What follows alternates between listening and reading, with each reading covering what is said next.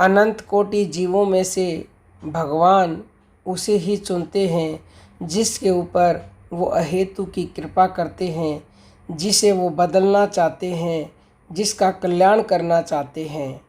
क्योंकि अनंत कोटि जीव हाथ जोड़े खड़े हैं कि प्रभु मेरा कल्याण कर दो, मेरा कल्याण कर दो। यानी कि सबसे पहले तो वो ये चाह रहे हैं कि हमें ये मनुष्य देह मिल जाए, क्योंकि जब मनुष्य देह मिलती है तभी कल्याण होता है। तो सबसे बड़ी अहेतु की कृपा अनंत कोटि जीवों में से केवल आपके ऊपर ही की है ये मनुष्य देह देकर, क्योंकि ये देवताओं को भी दुर्लभ है।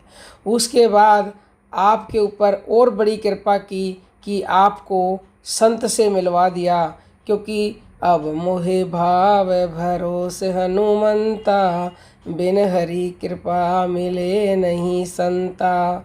संत मिल गए हैं तो भगवान भी मिलेंगे। तो ये दूसरी अहेतु की कृपा की है। और उसके बाद गुरु से आपको ज्ञान भी मिल गया है और आप गुरु के द्वारा जो मंत्र दिया गया है वो जपने भी लगे हो। तो ये तो बहुत बहुत बहुत ही बड़ी कृपा है, कोई शब्द ही नहीं है। और सच्चा जो वास्तविक गुरु होता है वही आपको वो गुप्त ज्ञान देता है, यानी कि सांसों का भजन, जिससे भगवान को आप पा सकते हो, अपना कल्याण कर सकते हो। संसार में तो जीव अनंत जन्मों से फंसा पड़ा है बेचारा, और वो फंसता चला जाता है।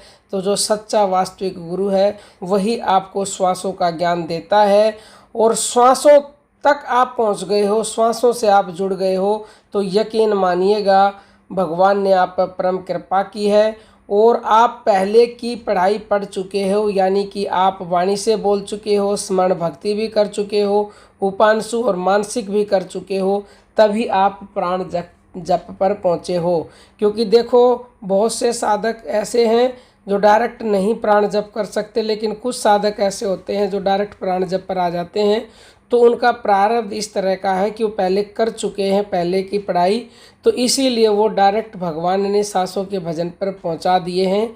लेकिन ये यकीन मानिए कि कोई बहुत ही किस्मत वाला यहाँ तक पहुँचता है, अन्यथा तो बाह्य जो क्रियाक्रम है उन्हीं में व्यक्ति फंस कर रह जाता है और दोबारा से वो 84 में फेंक दिया जाता है।